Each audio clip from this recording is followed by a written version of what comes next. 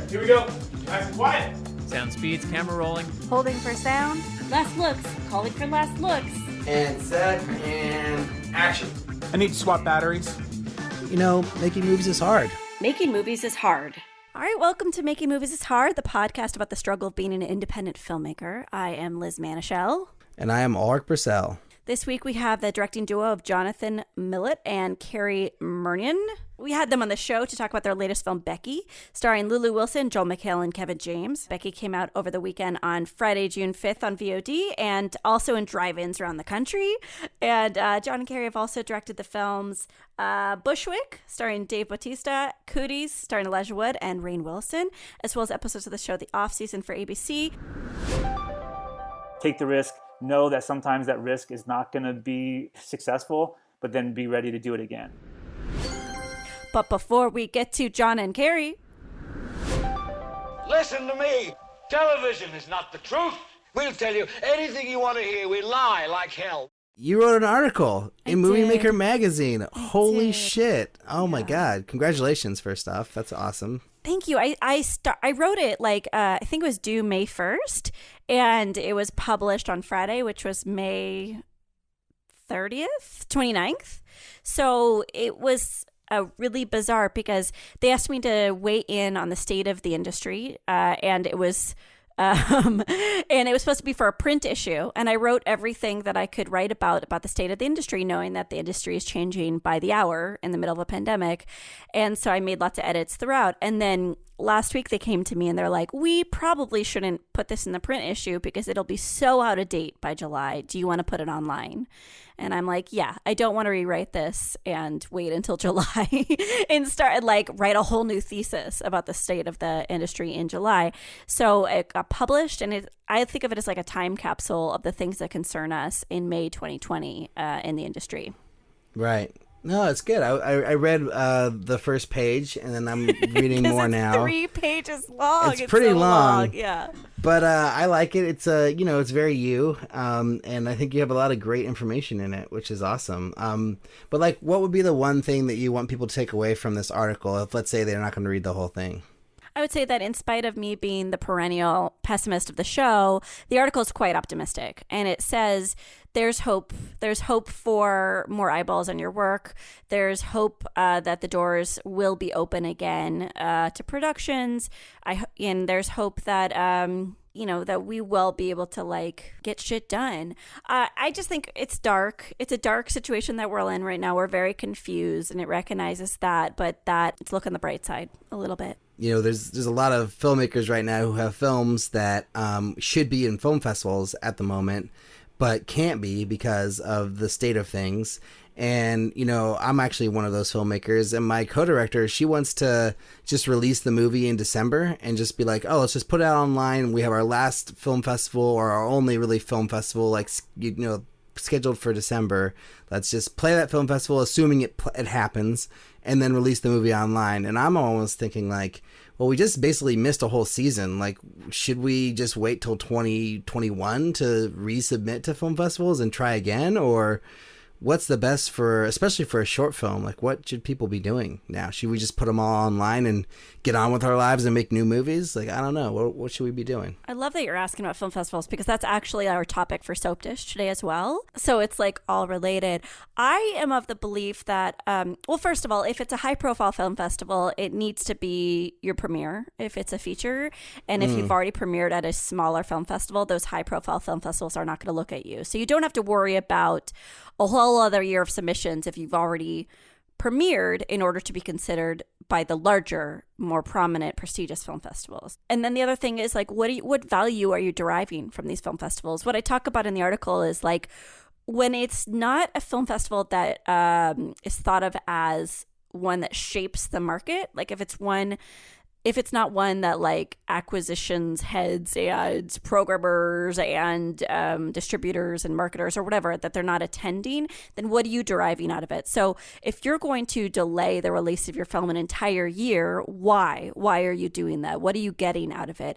Are you getting the customer or audience information of the people who are attending your screenings? Are those laurels really that important?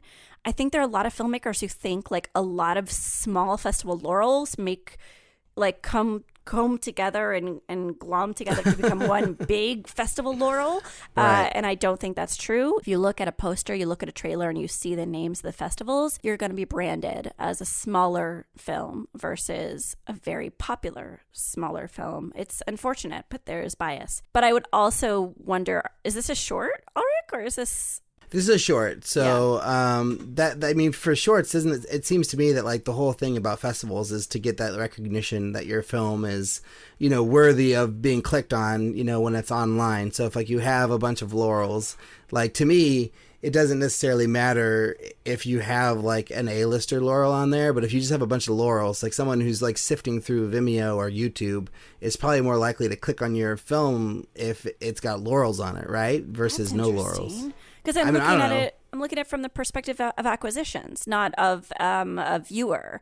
So you're probably right. Like I'm probably going to be drawn to something that's award-winning versus non-award-winning if two products are put in front of me. Because you're not even like reading what the laurels are. If they're so small, if there's that many of them, you're not going to like zoom in to be like, oh, is that a film festival I've heard of? You're just going to either click on it or you're going to pass on to the next one. I mean, I am because I'm judgy, but I think most people are kind and they're probably just like, oh, this person really tried really hard.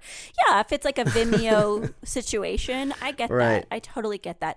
But it is just a laurel, right? You could just make up your own laurels. You could just like go to Photoshop and like add 15 laurels from the Huntington Beach. What is it? I love Nathan For You. It's my favorite show of all time, other than Cheers.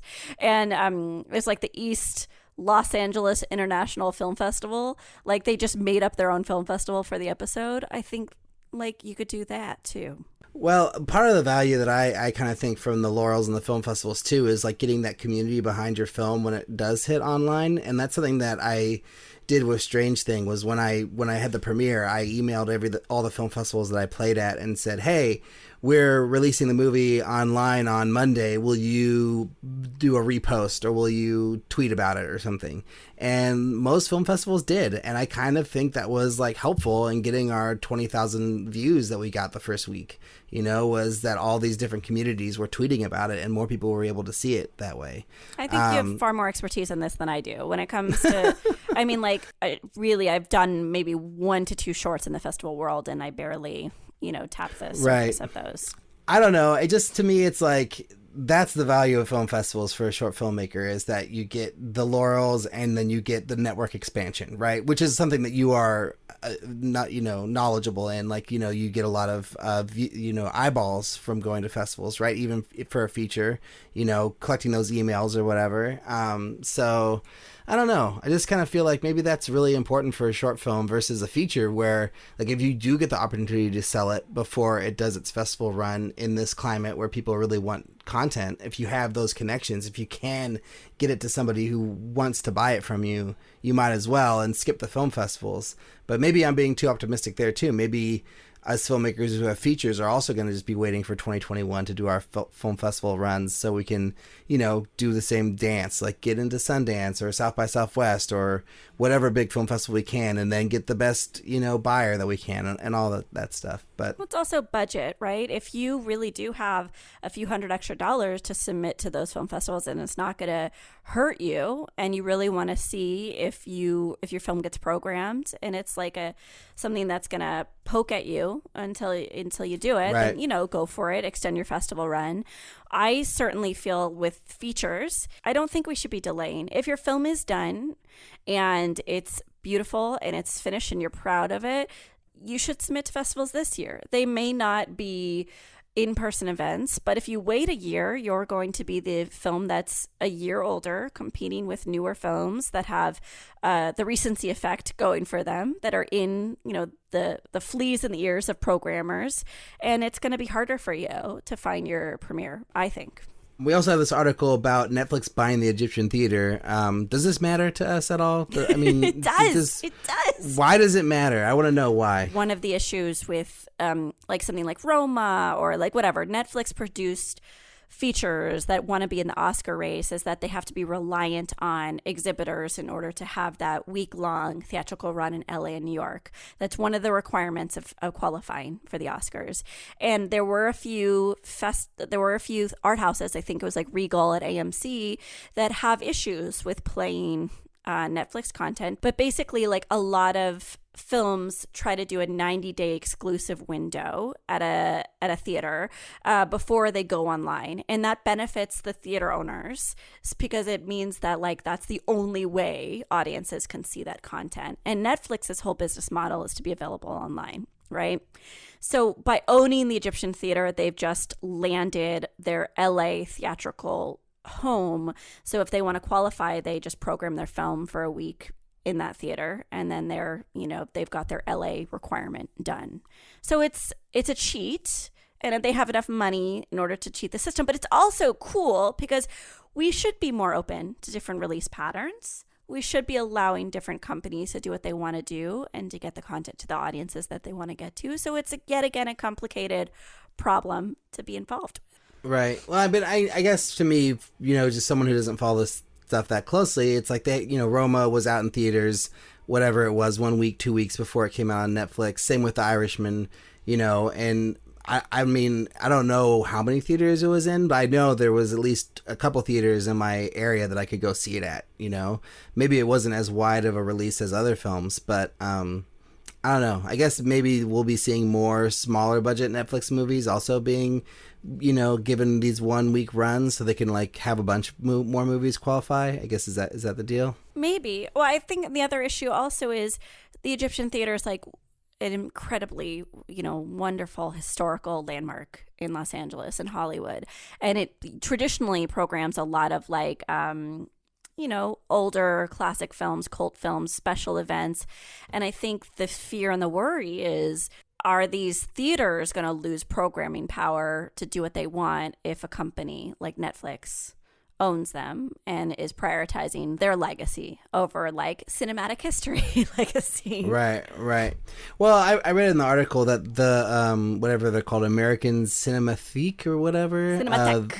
Yeah, the people who've been programming for the Egyptian already, they're still going to get their weekend slots, and that the Netflix people are just going to program during the week. I don't know if that's going to stay true or not, but that's what the claim is. So hopefully we'll get the best of both worlds. We'll still get the classic films, and then we'll get a bunch of other movies as well, which, as a moviegoer, like the chances to see more movies at a classic theater, that just sounds good to me, right?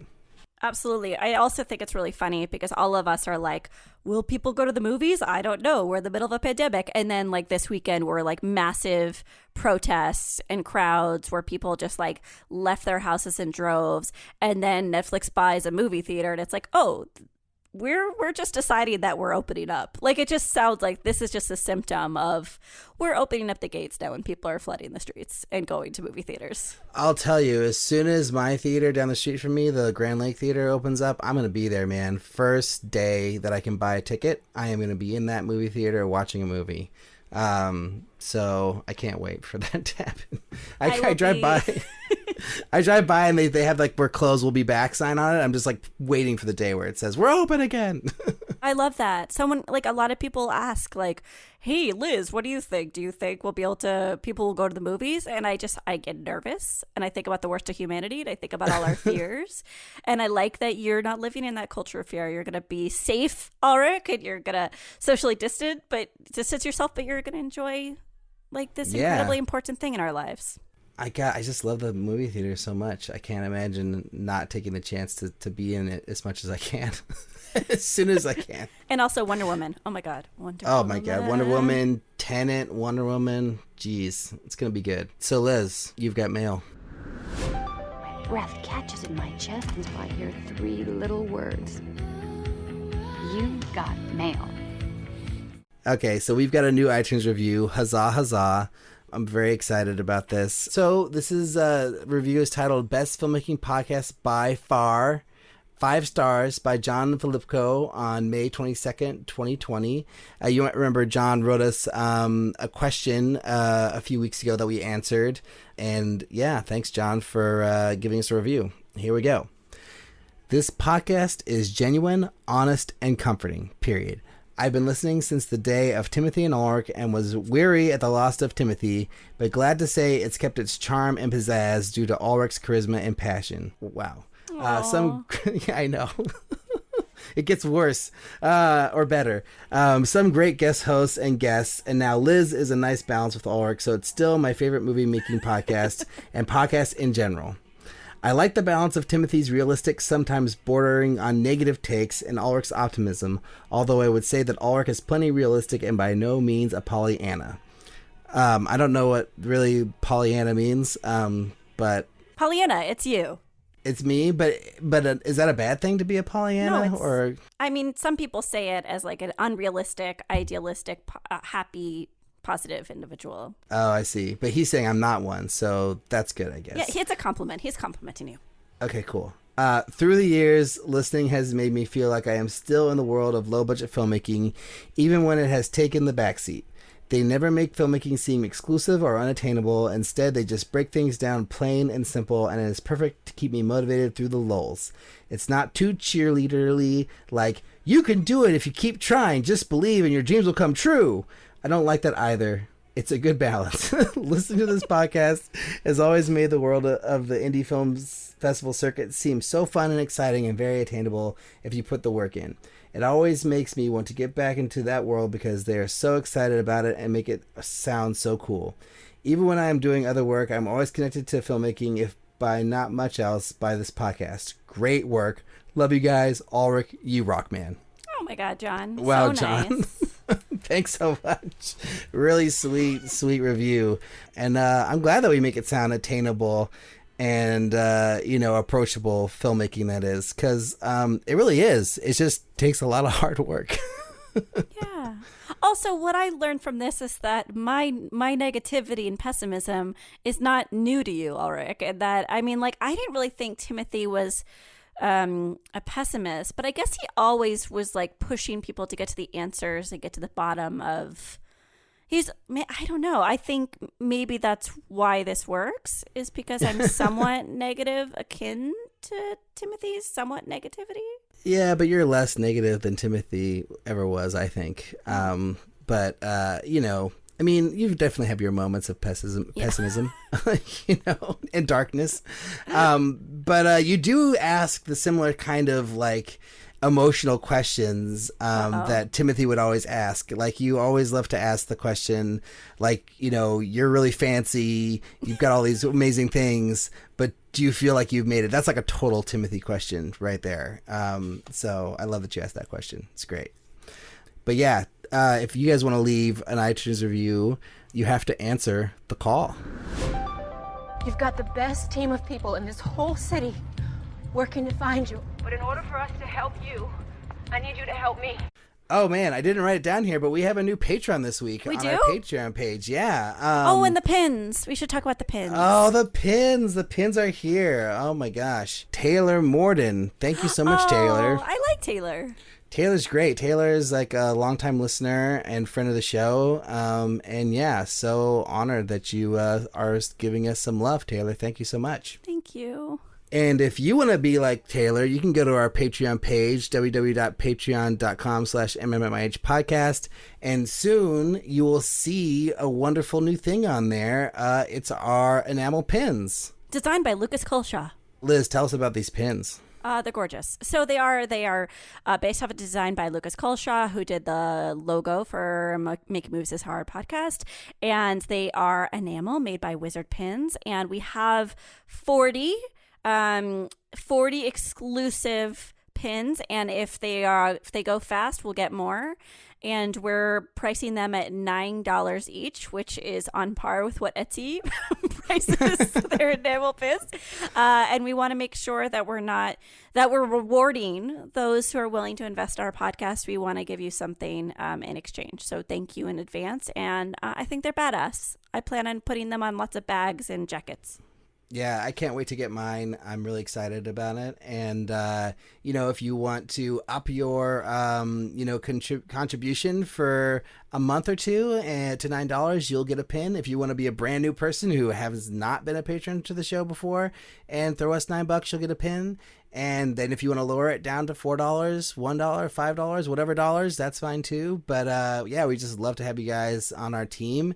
And yeah, this is a really beautiful pin. I haven't seen it in person yet, but the photo really, like, the colors are awesome. So yeah, I can't wait to see these things get out to people. And when you get yours, once we have them posted, you should take a photo and send it to us. And let us know how you are flaunting it, or even if you just put it on your desk. That's fine too.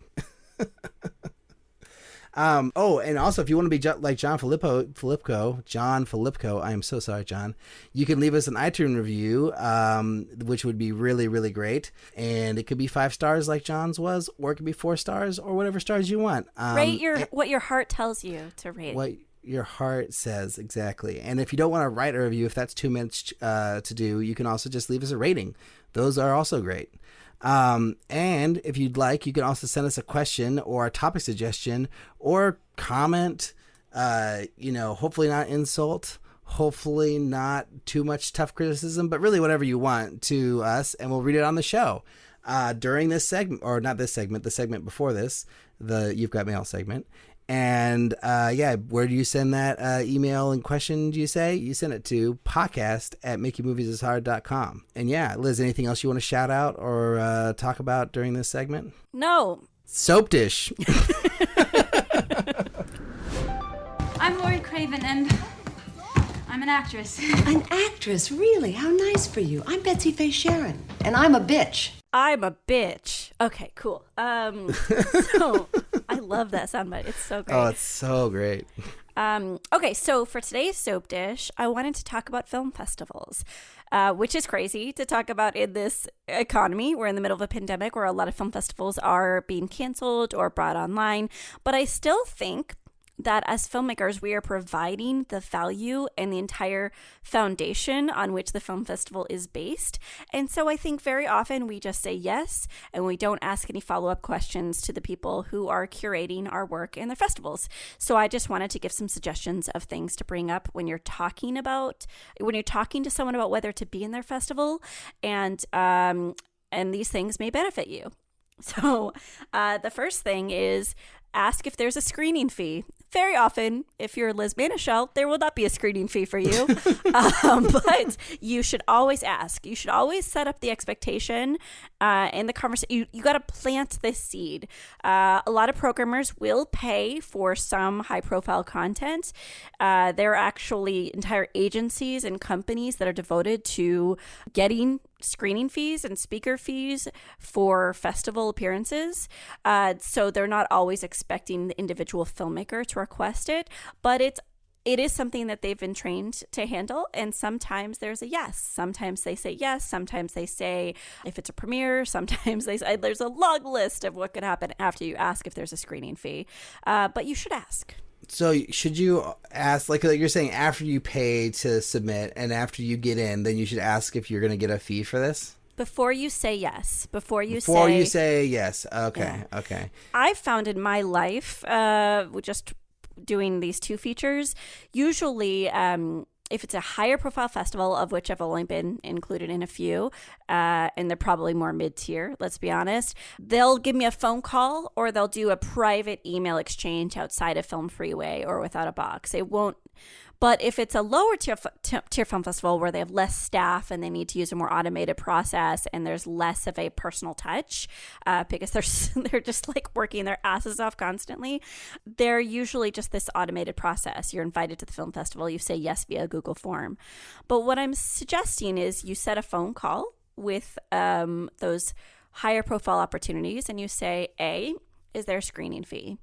B, are you covering travel and or accommodations? C, what dates are you looking at? Because I'd really want a very, I want X screening time because it works with my schedule and the schedule of the talent that I'll be bringing. Try to get those more valuable screening times and don't just, I'm trying to think of, don't just allow yourself to be pushed into those open slots, but try to vie for a valuable screening time. So you went like 8 p.m. on a Friday, not 9 a.m. on a Sunday. Yeah, I would say avoid any morning screening times. I think If you look at afternoon on the weekends, those are actually really good. And even late morning, possibly like 11 a.m. on the weekends would be fine. Yes, the Friday, Saturday night screenings would be solid, but it's also about venue too. So you can always talk with them. Well, what kind of a venue are you thinking of putting us in?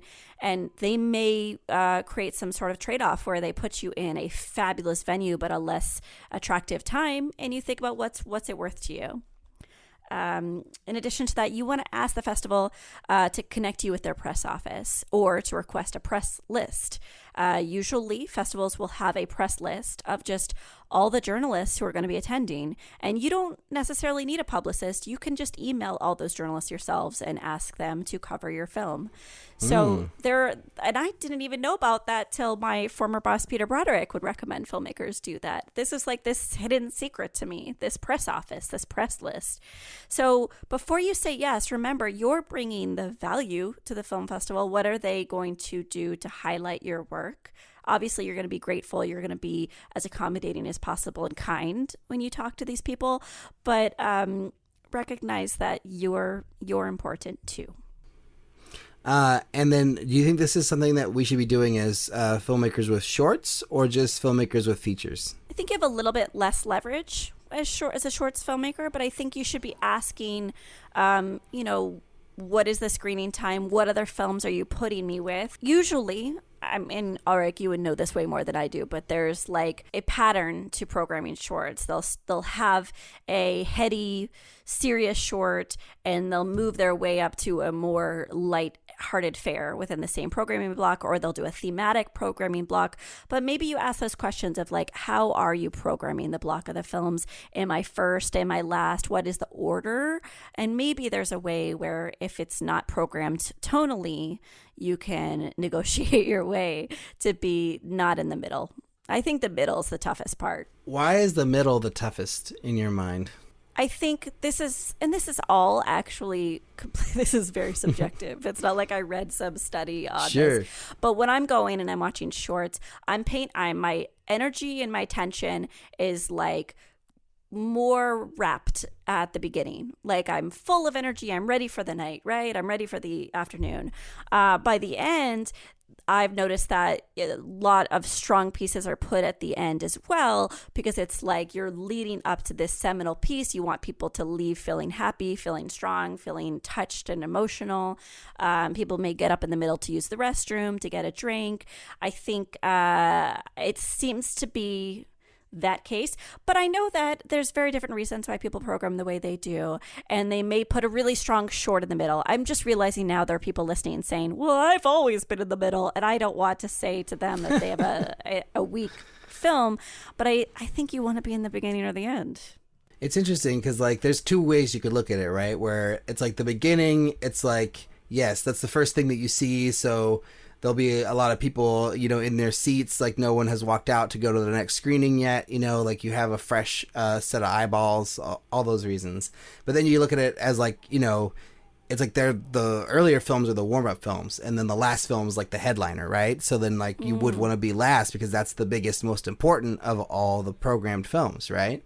But I can make the argument for the first film that like people are coming in late. That's people are still like, just getting their popcorn and their sodas, and maybe they're going to miss the first film because they're, people are people and people are late and people are lazy, and that's just something that happens. Yeah, maybe you want to be second. Maybe you're like, oh, I want to be second. But I've been programmed in the middle a lot, and then sometimes in the middle, it's like you have the people who've like, okay, like the first film was great. Like we just saw a film or two that maybe, wasn't as strong or whatever. And then like, if you're in the middle, it's like you could win the audience over with your movie and be like the highlight. And then when people walk away, it's like, yeah, the last movie was good. The first movie was pretty good, but that one in the middle, what was that one? And then they look up your movie because they're like, I really want to know what that one was that was like hidden amongst all the movies. So, I mean, I feel like there's a million ways you can many twist this thing. But I just think it's interesting. Like, I think I'd rather be either in the middle or the end. Kind of nearer the end probably, because I think in the beginning it's like people are just not even, they're just getting ready, You know, they're not even really in the short film mindset yet.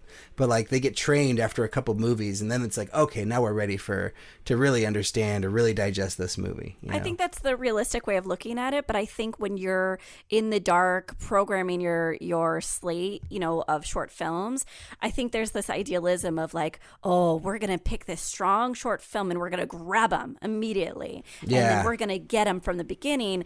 But you're right. Ultimately, people are always late. They're always late. Yeah, so I guess it's probably up to like the individual filmmaker, right, to decide what they think is important. You know. Mm-hmm. Yeah.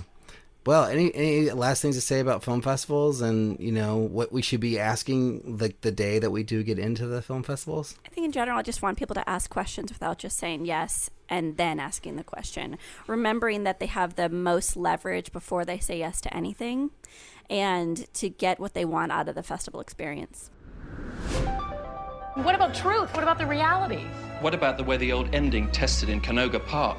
The player. Love it. What do you have today, Liz?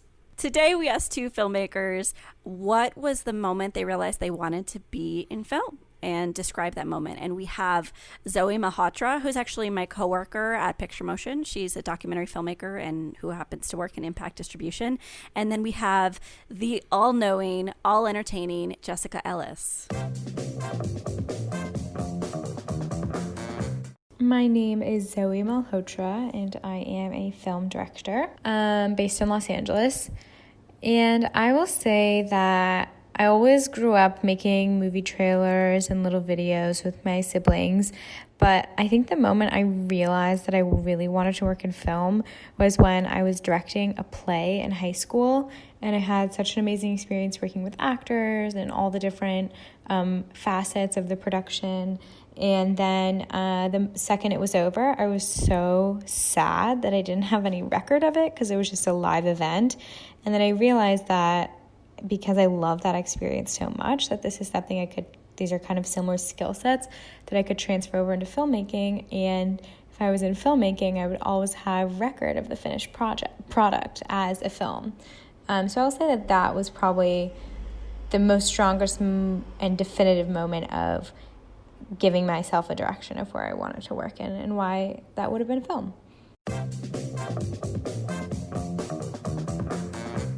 My name is Jessica Ellis. I am a writer and director. The moment that I knew I wanted to be in film, I was in college at UCLA studying playwriting. I had come up in theater doing acting and gotten into writing gradually and transferred to UCLA in their playwriting program. And I was getting really frustrated because it seemed like there was no way to make plays better when you wrote them because there is no formal structure to plays. There's a lot of experimentation, and it was driving me crazy. And so for credit, I took a screenwriting class just to fill in a couple of extra credits that I needed. And the minute they pulled out the 3-act structure on me, I fell completely in love because it wasn't just a way to tell stories. It was a way to refine your stories once you got through the initial part of figuring out what the idea was. And from that moment on, I never looked back. I haven't written a play since graduation. And, you know, sometimes you wander around for a while in the arts before you find where you really belong. And for me, it was an intro to screenwriting class. I kind of want to ask you, did you have a moment where you knew you wanted to be in filmmaking? I do, but it's like my college essay question. It's like, it's very pretentious and it's very scripted, but I saw this movie called Stolen Kisses by Francois Truffaut. I really wish it were Die Hard. I wish I was saying I saw Die Hard, but I saw this pretentious French film. And there's this moment where the character looks directly into the lens. And when I was 16, I was like, they're looking at me. It's me. And I felt so touched by the film in that moment that I was like, I want to do that. I want to touch someone in that way. And so I decided I wanted to be a filmmaker when I was 16. Oh, amazing. I love it. You have to tell your story. So I always loved movies. Movies are like my favorite thing my whole life. But I never really thought I could make one because I never had a camera or anything like that. And I lived in Berkeley, not in Hollywood. So Hollywood seemed like a fancy place somewhere else in the world where people made movies, and that was not open to me, is how I felt. And then in high school, we had a video production program, and at 16, you could get into it. And I was a little bit older for my class. So when I was a sophomore, I was eligible to be in my video production class. So I took it 3 years and just fell in love and started making movies at 16, 17, 18. And then I watched Do the Right Thing in one of those classes.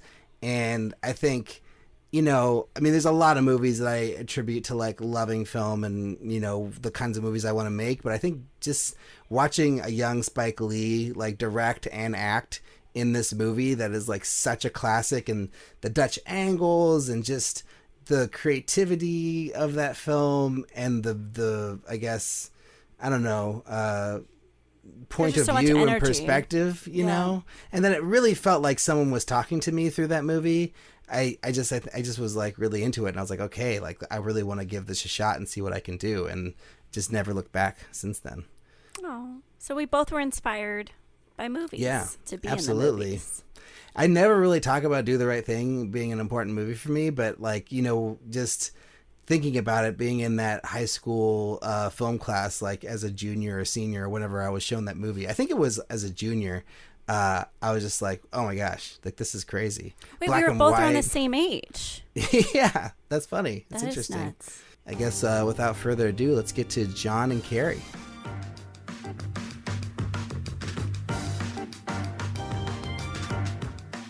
John and Cary, welcome to the show. Congratulations on Becky. I just saw it on Friday. It was excellent.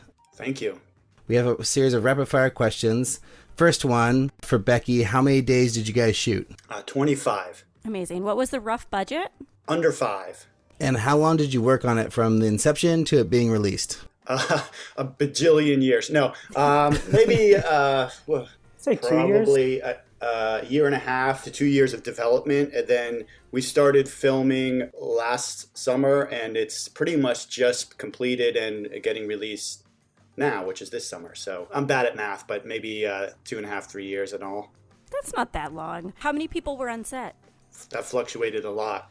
A pretty standard indie crew, I think. I don't know. Cary, do you know that exact number? I would think it's around like between 50 and 75, like around there, like with all the actors and everything. And then last question, out of all your projects, how difficult was this one? Oh, they all have their own challenges.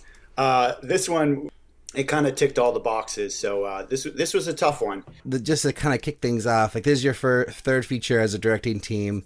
And I just wanted to kind of hear the story of how you got this film made, and like what does that mean? Like after you've made 2 successful features, like how difficult, how challenging is it to get the third one going? Yeah, it's our third feature, and I think we came at the industry a little bit from the outside. We came at it from kind of animation, advertising, and just doing our own thing. Just pure love of making stuff. And we made a short film called Boob that got into South by Southwest.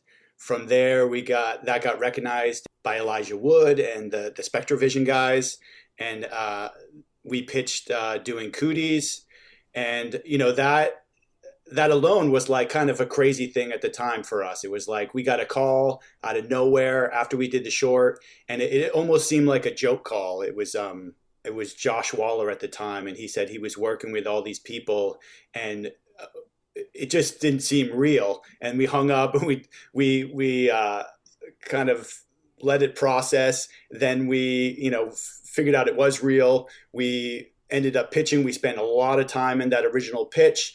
And then ultimately we didn't win that original pitch for Cooties.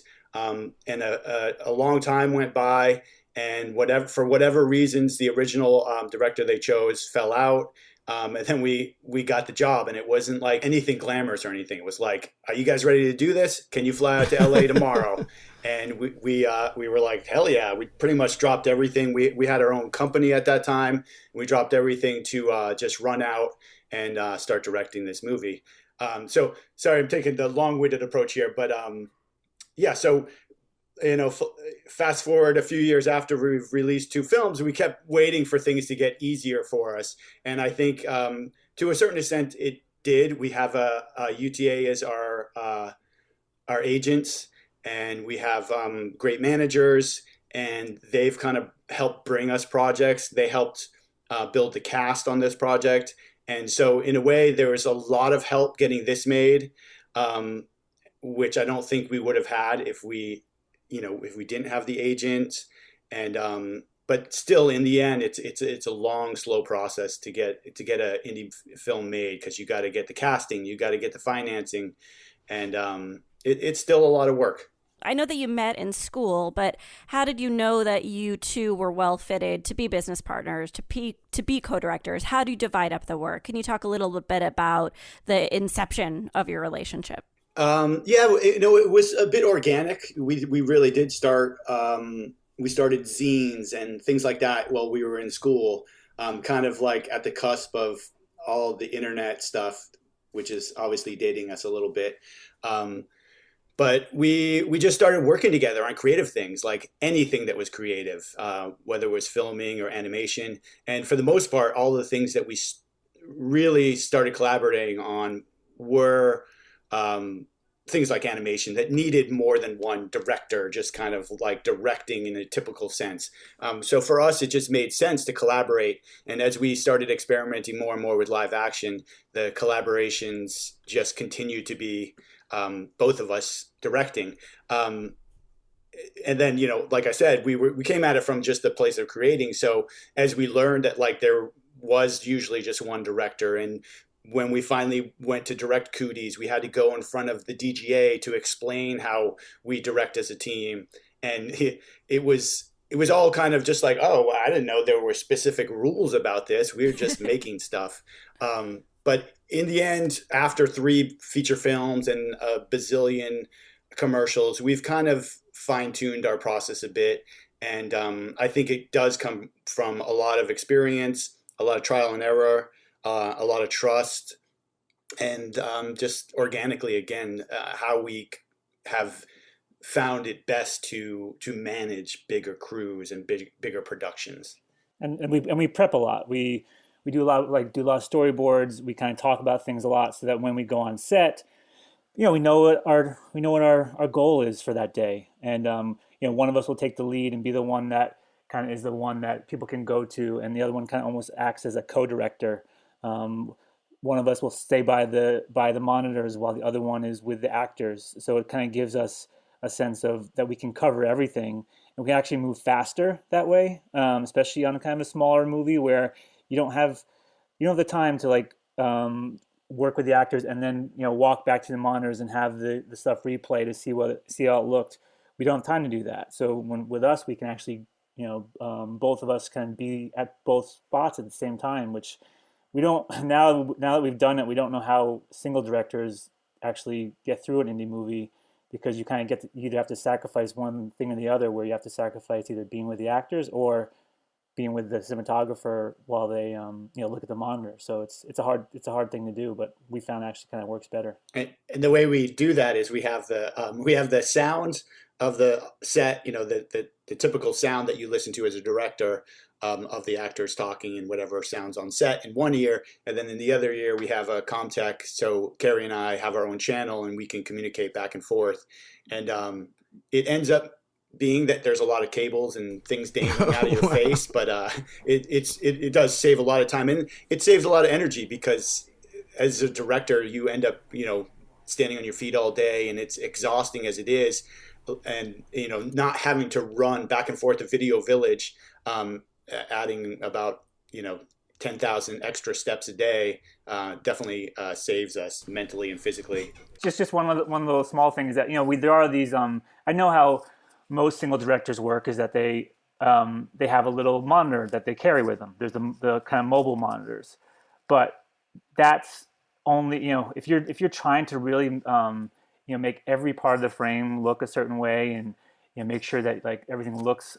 You need to have that big monitor, and that's where I think a lot of them will rely on a cinematographer, and that's great too, to have a cinematographer who kind of will check that. But I think in the end, it all has to come through the director in the end, and I think it's helpful to have those two eyes that way. So like you'll literally have one of you guys like right next to the set with the camera right next to the actors, and the other one will be at the monitor. And And does that switch? Like, do you guys switch off that responsibility, or is it one doing one always, one doing the other always?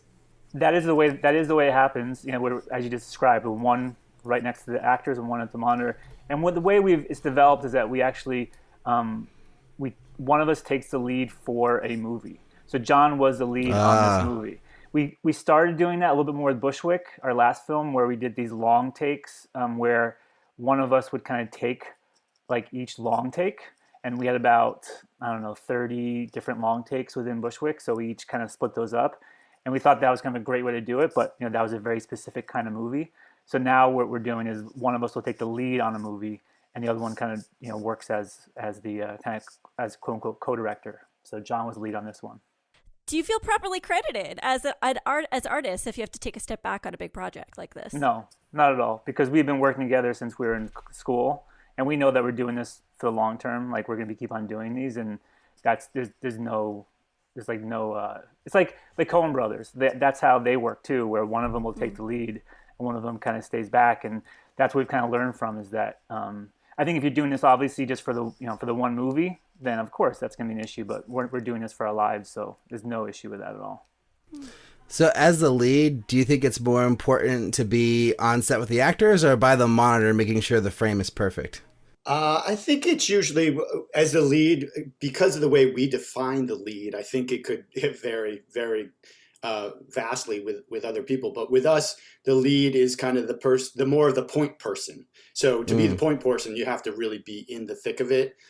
Which usually is, with the actors and with the cinematographer and in our case, with the dog handler, with the stunts, with the makeup effects. So you have to be the point person. But again, it's not to diminish the person back at the monitor, because it's a constant back and forth. Like, can you see that? How does that look? I can't tell, if this is that, or, the one that really always comes out is the reflections. It's like you can see the reflection of the camera in that lamp or something like that. And it's like, there's just so many things that can slip through if you don't have that back and forth, or like, Cary was saying, someone you trust at that bigger monitor. So I think it's, that's kind of the way we define it, but I think it can go both ways. And on this movie, the DP, Greta Zazula, she was operating a lot. She was actually operating the camera a lot. She's like one of those kind of rare cinematographers, I think, these days who actually shoots with the camera. And I think so. She was looking through her little small monitor. John was there with her, and they were doing that. And then I had to be at the back of the monitor to kind of like the big monitor to look at the bigger picture of things.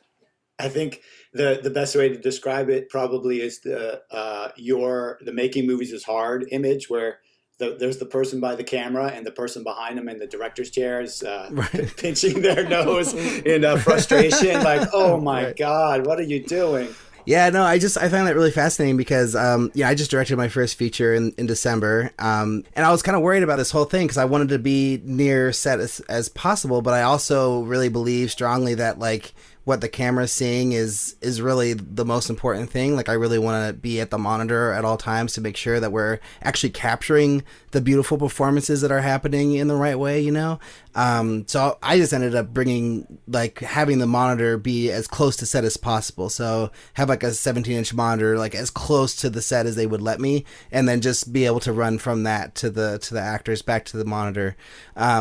Which did get frustrating sometimes, but I don't know. I was just learning first time. No, it is, and that's how you learn. And I think, and there's so many different. Obviously, for years there's been directors who just work. Most of the movies that we make and love are done by one director, so it can be done successfully, no problem. So I don't think it's like we're not opening up a new key of like how things are made. It's just that for us it was the way to do it, and I think that's our process. And I bet many directors would say, well, I don't want that. I don't want the monitor by me. Or I've heard Scorsese or something where they purposely kind of put they have their own monitor that no one else can look at, and that's on bigger movies. We don't have that. Like on a small movie, we don't have the budget to have multiple huge monitors everywhere, because in our movie, we needed to have the wardrobe and the makeup all be able to look at the big monitors because they're looking at things as well to make sure things are going. And we couldn't set up multiple little villages everywhere. So I think that's, there's all different processes, but this is the one that works for us. And just to add a little bit more to even what Liz was saying earlier about credit and everything like that, I think it comes down to a lot of trust between Cary and me in terms of, what's happening on the set. It's like when we say that person takes the lead, we really have to trust that they're making the right decisions, even though as directors we're all control freaks and we want to control everything. And that's even between Cary and me, we have those disagreements, and that's kind of why we've come to this decision, because the last thing you want on any film set, especially independent film set, is to start arguing and start slowing down the process. So this is a way to streamline the process because, as Cary said, we really pre-plan. We really do a lot of the decision-making before. But on set, there's always, there's so much getting thrown at you that you have to trust in your partner that they're making the right decision. And only when you really, really disagree or there is a real issue that you think needs to be elevated do you kind of step in, pause the process, which is a really big deal, and have a discussion, or we discuss it over the context, so other people can't see it, because that's another thing that we found is just not a good look, is two directors getting into it on set. But it really is just a matter of you have that trust, and you trust it from working collaboratively throughout the whole process all the way to the credit in the end, is that we trust each other that it was a collaborative process across the board. And I promise we'll move on, but I just think what you're talking about is so beautiful, the idea that this is like a lifelong partnership for you two. I really haven't had a lot of interactions with people who have developed relationships in this way. And I guess could you just explain the moment you both realized that you were going to make this lifelong business relationship decision? Well, I mean, technically it came when we actually started we have a corporation, we have a business. We started it, I think, 2 years out of school. We actually had a third partner there as well. That's when we were doing this animation design business. So we started down that path. When you could actually create a business together that's incorporated, that's like everything gets tied together. I mean, financials, your plans, you have to talk about what you're planning for your life. You talk about 2-year plan, 5-year plan, 10-year plan. So that's when it kind of really started in terms of that side of it. But in terms of the movie business, it was that time when we did our first film, and we just both loved it, and we both looked at each other and we're like, well, this is the thing that we want to do, and how are we going to do it? We need each other, because I think we felt like we complemented each other in really kind of cool ways. And we never at that point thought we'd do feature films. We were doing short films and these commercials, but then it kind of led to feature films. And so in a good way, it happened slowly. So it didn't have to be like, okay, now what's your decision? Do this or that. It kind of evolved over years. I mean, we've been together for over 20 years, so it's not something that came quickly. And like any relationship, it's by no means was there like a point where we were like holding hands and running across a field as the sun set, and we knew that this was our future. More like lots of arguments, lots of contradictions, and lots of is this right? Is this how we do it? I don't know. Let's try. And I think it's through that actually getting through those tough times together that that like a sibling that you can kind of get into a fist fight with, and then come out the other end and still be a family. I think we've kind of sowed our relationship in that kind of intensity, and it's still evolving. Like we're not like, I think we'll keep on trying to make it, adjust to things, because these have all been small movies. So then what happens with a bigger movie, with a bigger budget? Is that going to be the same thing? And we have to just keep on adjusting and making sure that we don't get stuck in our ways of how things are done, because I think then it just won't work. So yeah, we're always adjusting. So speaking of intensity, I wanted to hear about the inspiration for Becky. This is like a pretty intense film and very serious, but also with like a lot of, I guess, big set pieces. So I just wanted to hear, like, why did you guys decide to make this film as your third feature? Yeah, it's kind of a roundabout story, just in terms of I'm sure you guys know, is that if you just focus on getting one movie made, you could be setting yourself up for a lot of pain, which is what we found after Cooties. So we have a lot of films in development. Even right now, we have a bunch on the table in all various stages. With Becky, it would have just come from our managers and agents. They sent us this script. We really loved the premise, and we pitched it to the producers. But when we pitched it to the producers, we actually were like, we love this premise, but we think it needs work script-wise, getting to the point of delivering on that premise in the way that we think it can.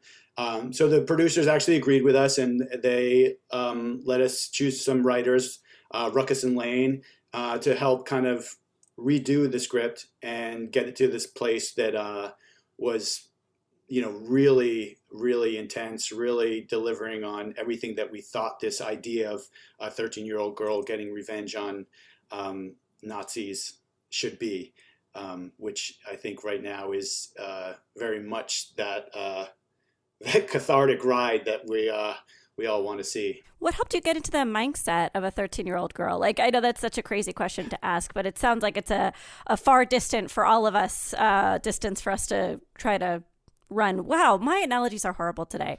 But go for it. Answer the question in the best way you can. Yeah. Well, luckily we did. Lane, one of the writers, is female, so there was at least that aspect of the writing process that we had. So it wasn't just a bunch of older dudes thinking about that. But I think it was something that we thought of from the start in terms of the perspective and how we wanted to film it, and hopefully how we executed it, was that we really wanted this to be almost the way we started writing it was that we wanted it to be narrated by Becky, telling the story of what had happened.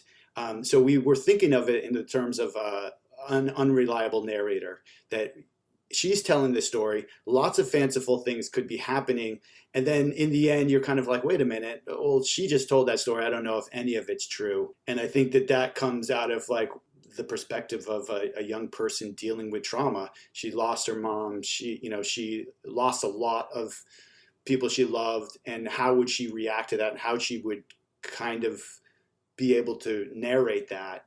So in the end, we didn't end up having that narration, but it still was basically how we led the way that we filmed it and built the character, built the development of every kind of action scene, every revenge piece. That was kind of a roundabout answer, but I think it's just about getting in the headspace of someone younger, someone without maybe muscles and the strength of an adult, or even the intelligence of an adult, or even the logic of an adult, I think, which is what drove us as we developed it. And I think it's just also, we all were kids, and I think it's ways of using our imagination, because I think we all pictured those times in our lives differently, but there are things that you can do to kind of bring that back to life, and we don't have to be so.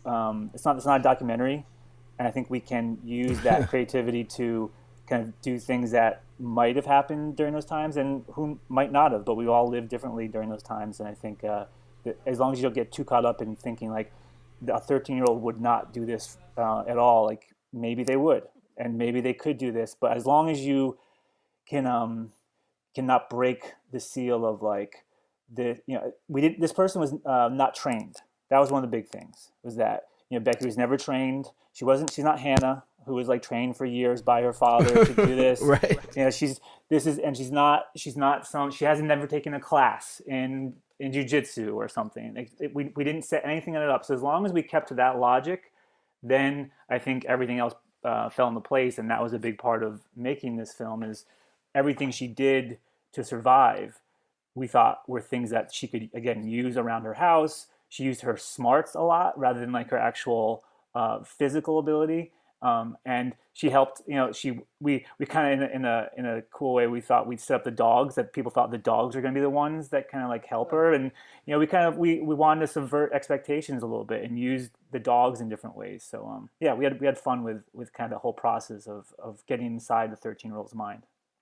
So you mentioned when you first found the project that you did some rewriting to it and hired these writers, brought them on. But I'm just curious, like, how did you find the story in the first place? I mean, it was as simple as that the managers had sent us the script. Okay. You know, what happens usually is I think producers or film finance companies they contact the agencies and the managers and say they got the script, and then.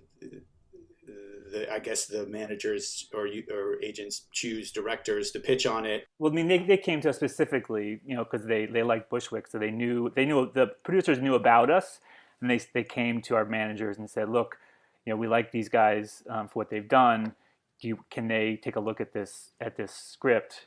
And then it was kind of sent us that way. So, and it was a script that they really liked. It was from a first time writer.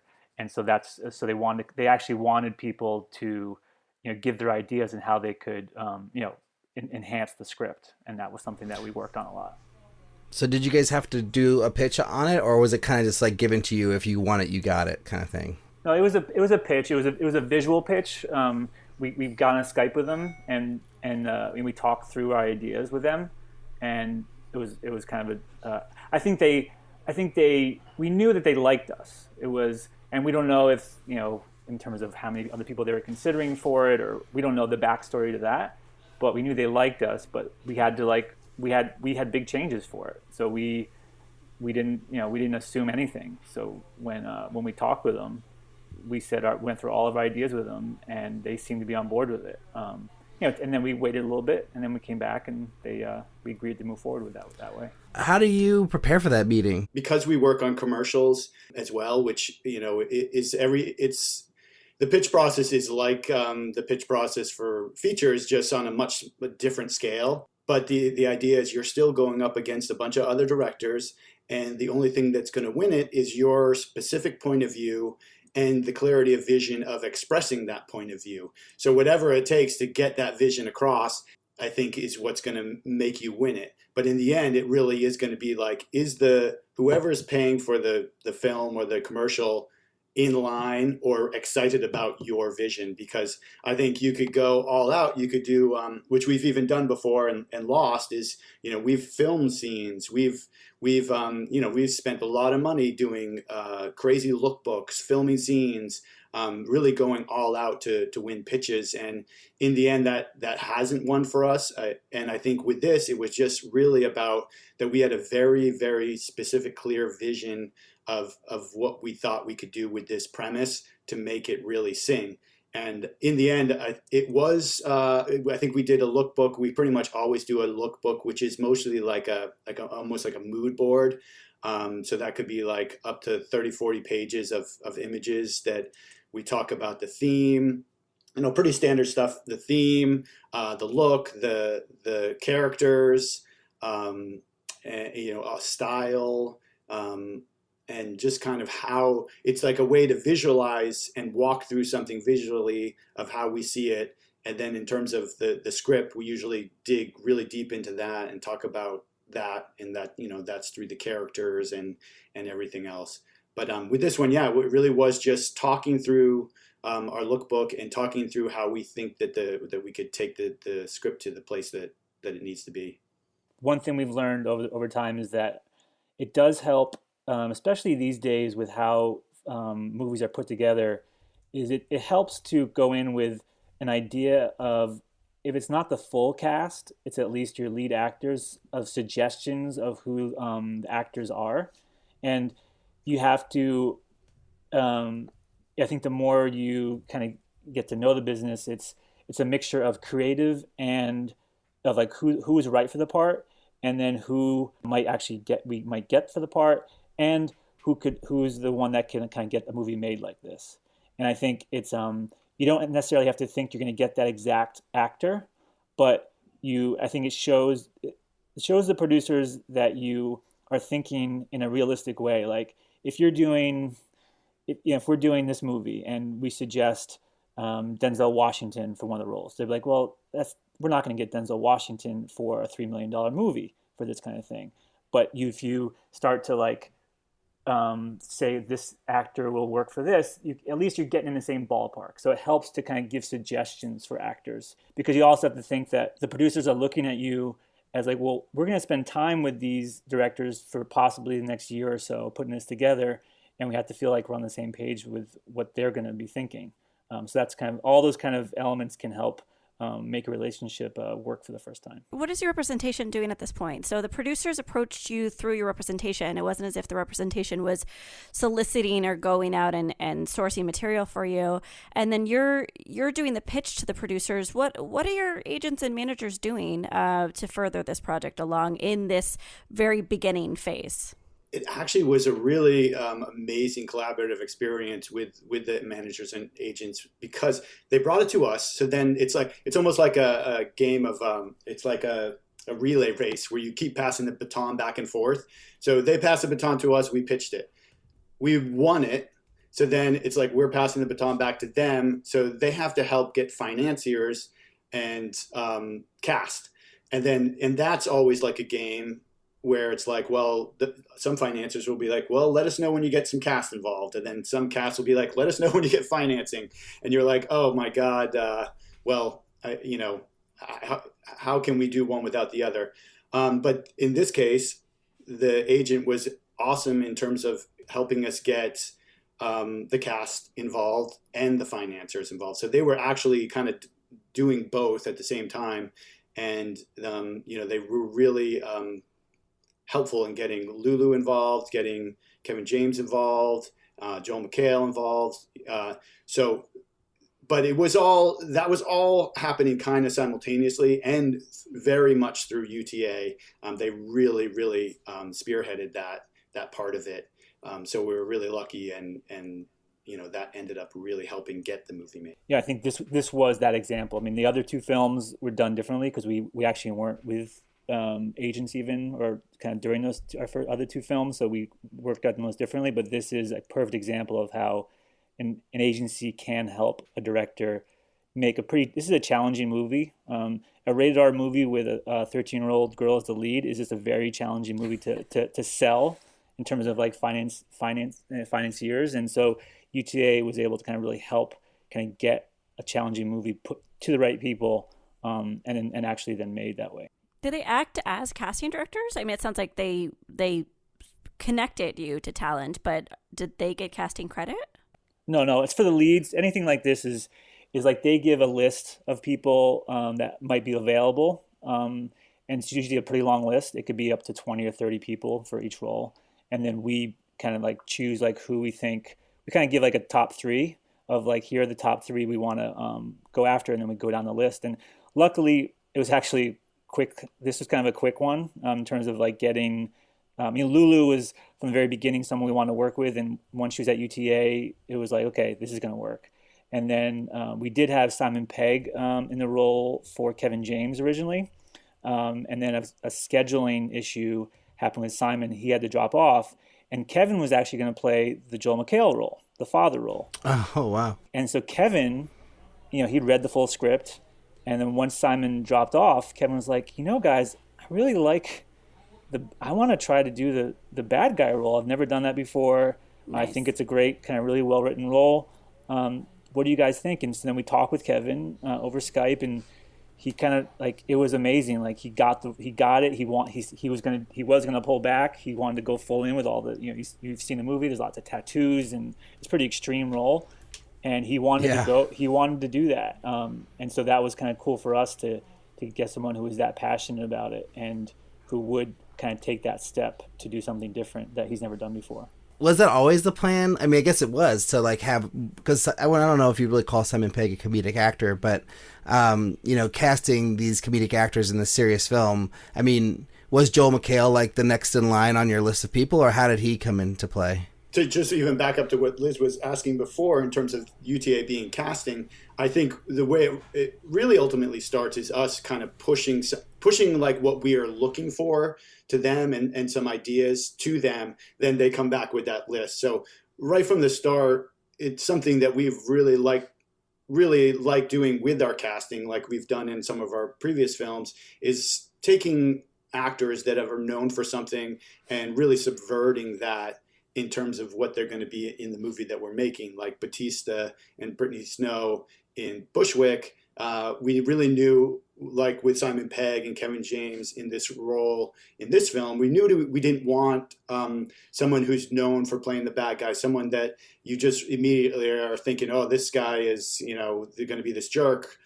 We like the idea of having someone that's more of like a charismatic, at least at first glance, under the right conditions, can really just come across as like the guy next door and just be kind of charismatic and likable. And, who's more likable than Kevin James? He's just like the lovable guy. So we love that idea of that, he can kind of work his way into the house, talking about his lost dog. And then when he flips it and starts spouting this hateful, neo-Nazi rhetoric, you're just completely taken off guard, like the people in the house. And then it keeps elevating. And those initial thoughts and feelings you had for that character or that actor are just, really spinning in your head. And I think it's just that idea of that we bring so much baggage to movies now with the stars and with the actors, that taking that baggage and playing with it. Can you talk about finding the rest of the cast? How did you guys come to Joel McHale? Well, I'll tell you a funny, quick story about that. Was we did have this kind of start and stop with when Simon Pegg bailed out. We were like, oh, it's over. We lost Simon. And then, that Kevin kind of came in quickly. We kind of had to revamp up pre-production quickly. And at that point, we had thought we had cast the character of Jeff, which is Becky's dad, which Joel ended up playing. But so that all shifted. So then we really needed to move fast.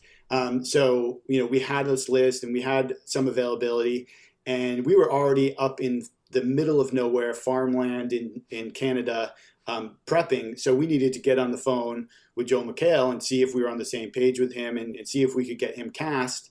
But there was no cell phone service.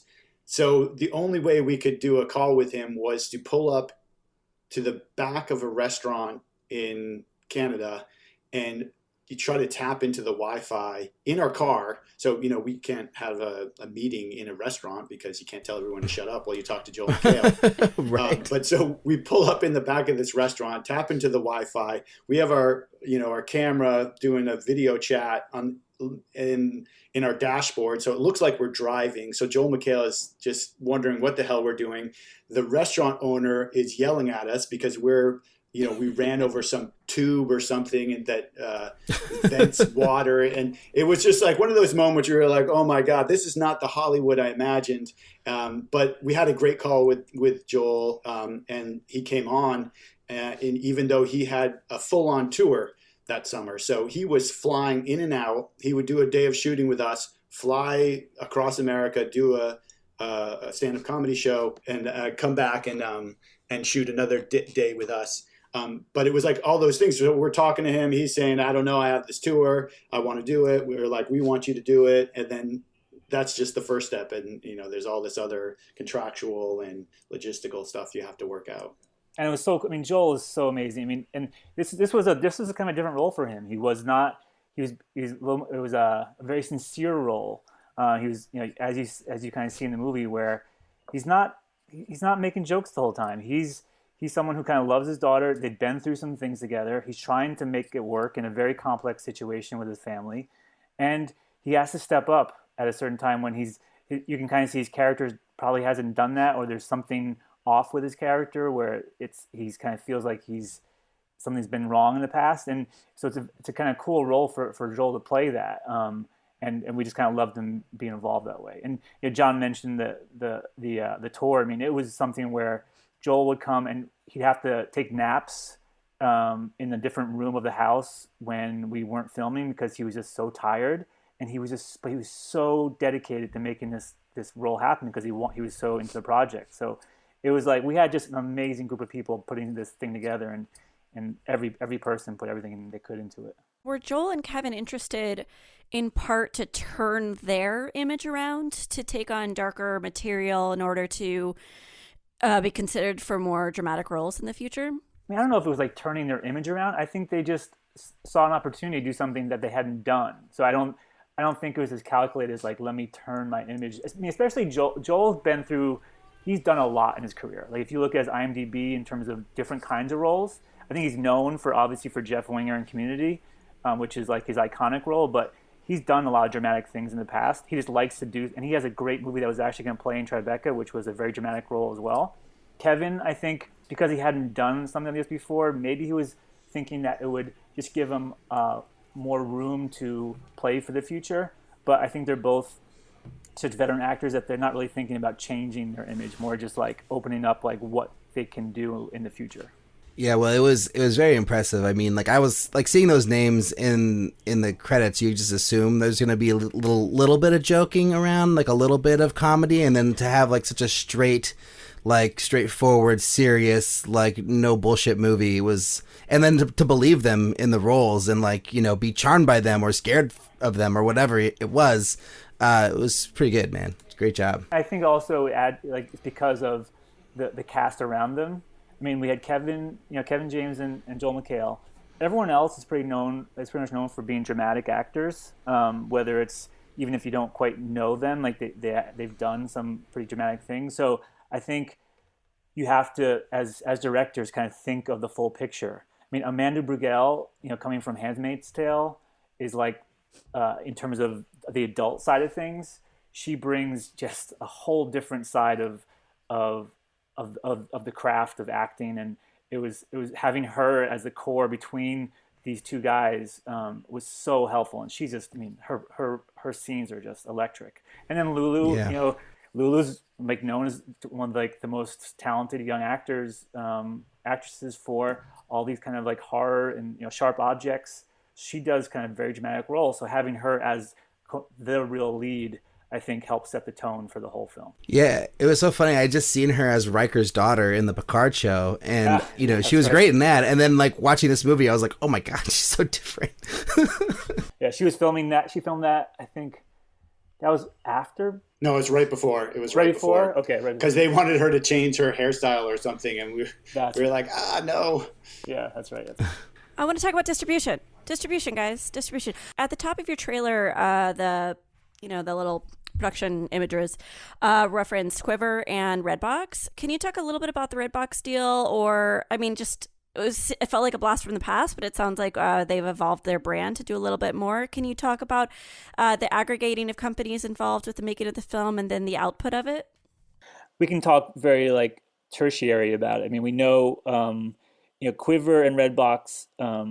Quiver's a new company, relatively new, and they come from a technology background of being able to distribute independent movies, and now they're an aggregator. Yeah, and they're starting to then acquire indie movies as a way to kind of get the word out. And then Redbox, they're known as that place where you can go get DVDs in the big Redbox, place in supermarkets or things. But they've developed, and they're acquiring movies too, and because I think they know that there's an opportunity to, if they get the right kind of movies that get the enough attention, it'll kind of get people to think of them as ways to kind of get new movies.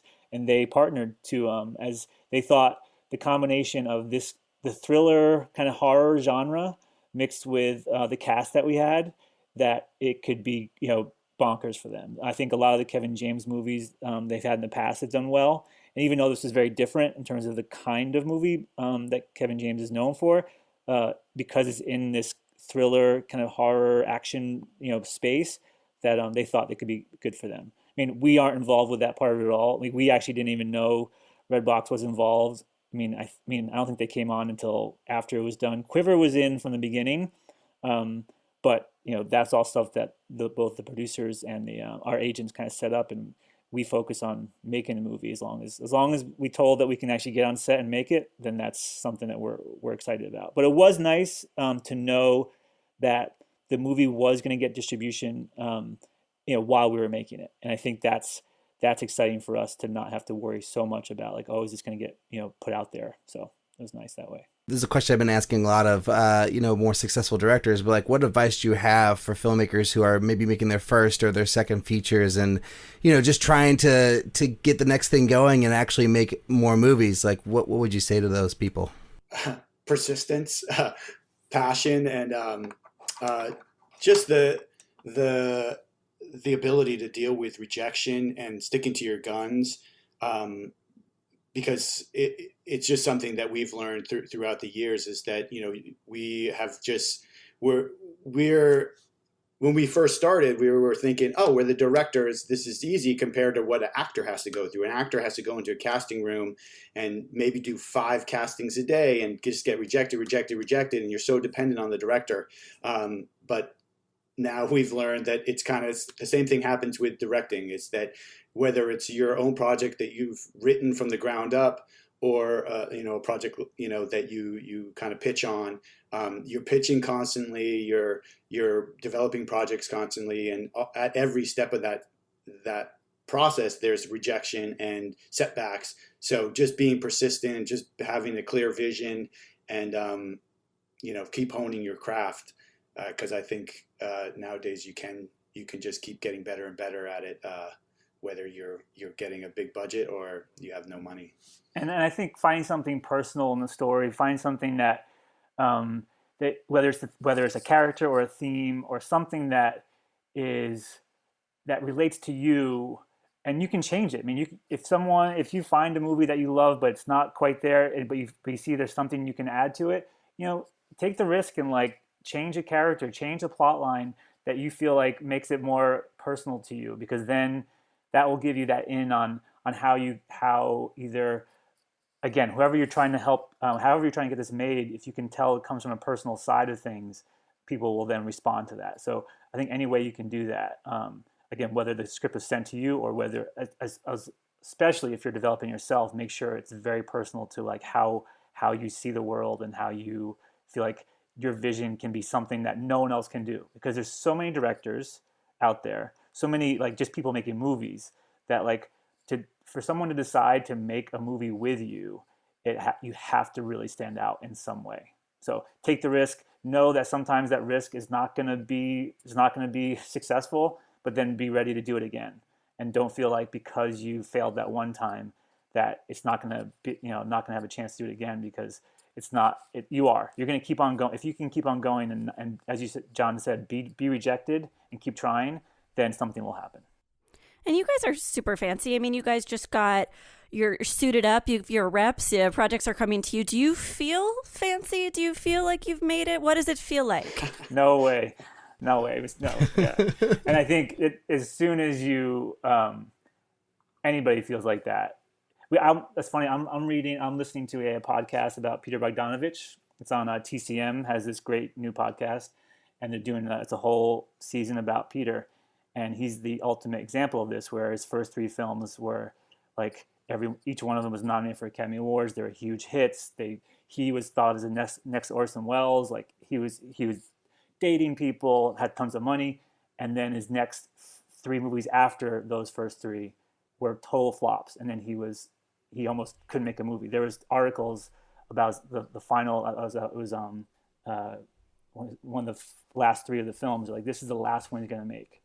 And so it just shows you how things can change, and how someone who had everything can have nothing. So we would hope we would never feel that way, especially because of where we've come from. We've been working our whole life to kind of make this happen. So yeah, we never feel fancy. I think that's actually it's kind of an interesting thing, and it's that idea that you actually have to. I think the best thing to do is just keep going too. Sometimes you can kind of lock yourself up being afraid to pull the trigger because you're like, well, I only have this one chance. But I can guarantee you it's better to take your chance, even if you have to make some compromises and because of budget or because of something, make it, just make it and then move on, because in the end, it's you don't know, that you could get just bad reviews. And so get it going and then work on the next one. So you can just keep making stuff, I think is the best approach. Because we know people who kind of get caught up in it has to be perfect before I do it. And it's great to get as perfect as possible. But then if you're willing to be that, if you pass on that, for that to be your only chance, okay, fine. If you want to have that integrity, this is my one time and it has to be that or nothing, you can go for it, but then you might not get a chance again. I think we're at the end of our main interview and moving on to our final 5 questions. Liz, Alrik, you have any other things to add? Oh, no. I mean, I have a million trillion questions, but we only have so much time. So I think we should get to the last 5. All right. So first question is, what's the first project or film you've worked on, and how do you feel about it now? Was it Shortest Race? Shortest Race, right? Shortest Race. Shortest Race. Yeah, because we had been doing animations, and Nike at the time was asking young directors to do stuff. So we pitched the Shortest Race, which was. Do you remember how long it was, Cary?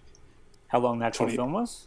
No, the race. Oh, the race was 3. So Nike asked directors to pitch on do something about speed, and they thought we might do animation. They didn't quite know, so we pitched our first live action project, and so we did this. We pitched an idea about the shortest race ever ran, and we called it the Shortest Race, and the whole race was 39.9 inches long, and we filmed it as this kind of best in show sort of like documentary, but actually kind of real, where we got about 40 different people to the Armory, which was a big indoor track in Manhattan, and we filmed all in one night. We filmed heats of people doing this shortest race, and they were trying. They could have won $700, so everyone was trying to win it, and we filmed interviews. We had a super slow motion camera called the Photosonic, where it filmed I think 1,000 frames per second, and it was the first time filming anything live action, let alone using this massive film camera. And we were our own producers. We got most of the actors from Friends and Craigslist, and we set up multiple little digital cameras everywhere, and we made this like 8-minute documentary / film about this shortest race. And then we edited it ourselves, did our own graphics, presented it to Nike. They loved it. They did a whole film series where they took the 10 directors around and they did all these screenings. Joseph Kosinski was actually one of the other directors. He did Tron and Oblivion. Oh, yeah. He was one of the other directors on that group. And it was our first foray into doing live action. And then we did some more films with Nike, and that kind of like led to us filming live action. But we were so naive with the Shortest Race that we got on set, and it came with this, the Photosonic camera came with an actual film crew because it's such a specialized piece of equipment. And we started filming, and the camera operator turns to us and goes, you kind of have to direct the actors. We were like, it's just all going to happen, right? We literally had never directed actors before at that point and had no idea what was supposed to happen. But I was just jumping in and learning. And that's still one of our awesome. favorite. I mean, we still love it. It's still like a really fun project. It has that kind of best in show quality where you don't quite know who's real and who's not. And like, there's a great shot in it where there's one guy who has it's one of John's friends who he came to run, and he had just broken his leg, and so he was on crutches and had pins still in his ankle, and yet but he could run the race essentially because he just fell onto a pad. And so we interview him as he's talking. He's like, I'm on crutches and I have these pins in my leg, and people are like, is that real? Like what is going on with this guy? And it was a real guy, and so we had this. It was a really kind of cool, weird project. Well, I found it, so it'll be in the show notes for everybody to watch it, on your Vimeo page. So, what's the best filmmaking advice you've ever received? We've listened to all the podcasts, the behind the scenes, the director commentaries, and it's all just so different that you just absorb it all and try to make it part of your... There's no one that actually, no one person that gave us the advice. I think what we've learned is that there's... hopefully what you've also gotten from this is that there's many different ways to do something. And I think you can kind of choose people to follow that you feel like are closer to you, but there's no one way to do something, and you just kind of do what works for you. Do you have a goal as a filmmaking duo? We have lots of goals. Yeah, I think I think one of the biggest things that we've been striving to do is maybe a bigger budget sci-fi movie. We love all genres, which I think is evident in the kind of diversity of the things we've directed, from our comedic commercials to comedy horror to action to this kind of revenge thriller. But I think one of the bigger goals is to do a more broad sci-fi movie, because that's just kind of some of the movies that we've loved. And it's just, I would say that Bushwick was a sci-fi movie, but trying to do something on a broader scale, because, you know, we love movies like Blade Runner and Star Wars, and they were just so pivotal in our growing up and our love for film, that to actually be able to execute something on that scale is a nice long-term goal. And I think just to always be evolving and learning and doing new things.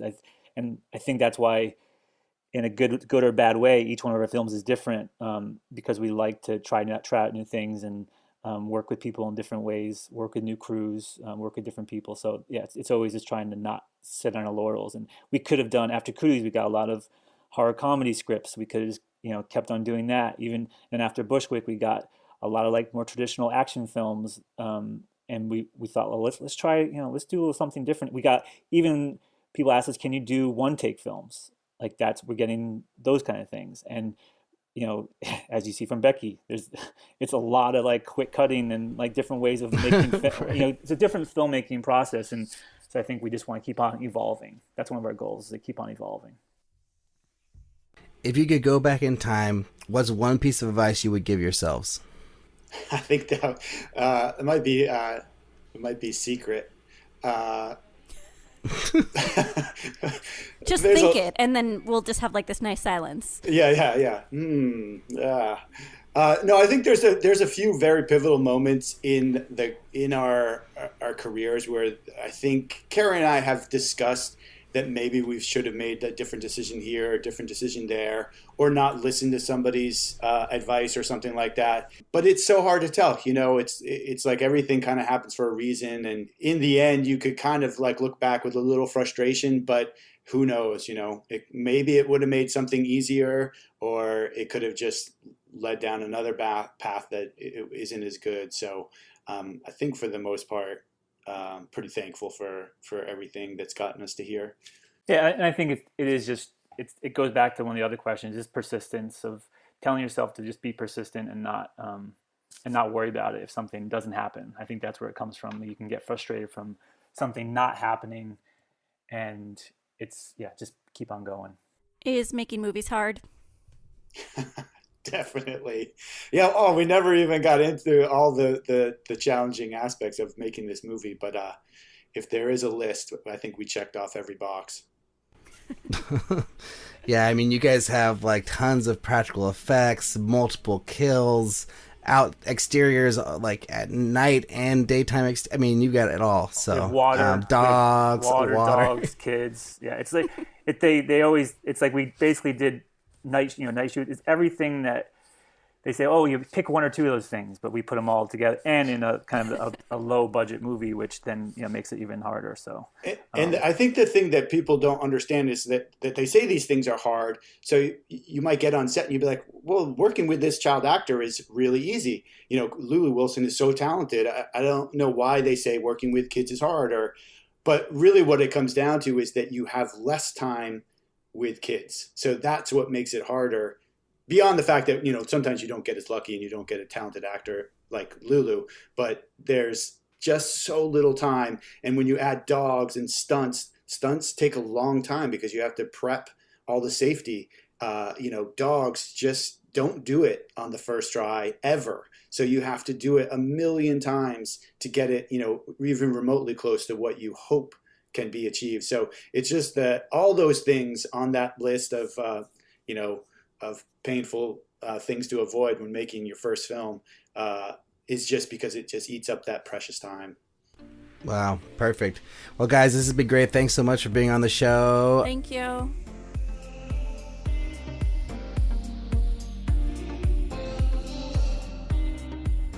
Thanks for listening, and thanks to Jonathan and Cary for being on the show, and for Priscilla Rios from Katrina Juan PR for setting up this interview. And go out and watch Becky on VOD, or if you're lucky enough that you live near a drive-in movie theater and Becky is playing, see it on the big screen. I mean, this movie is intense.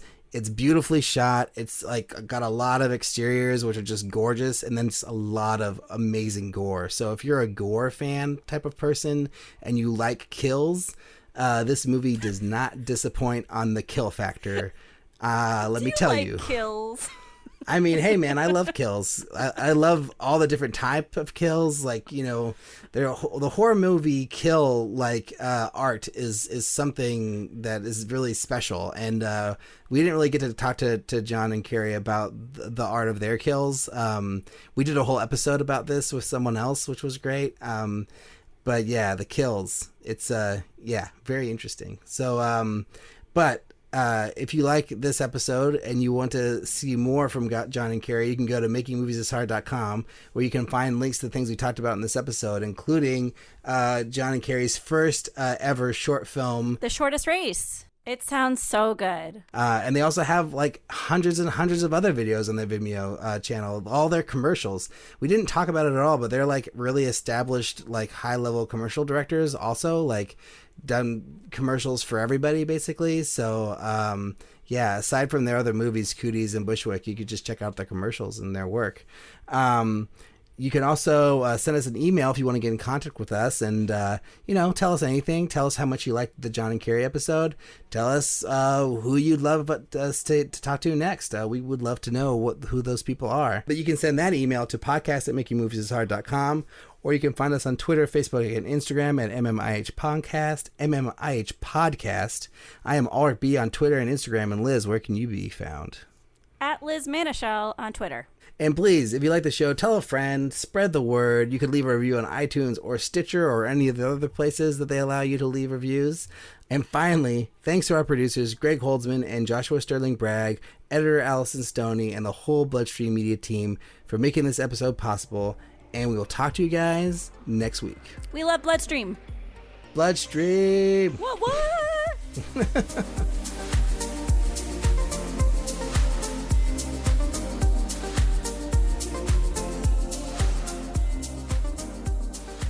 Wait, are you listening to music? Am I listening to music? No, it's stupid The Office in the background. That my wife is insisting I'm playing really loud.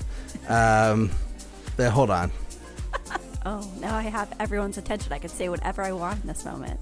What should I say? What should I say?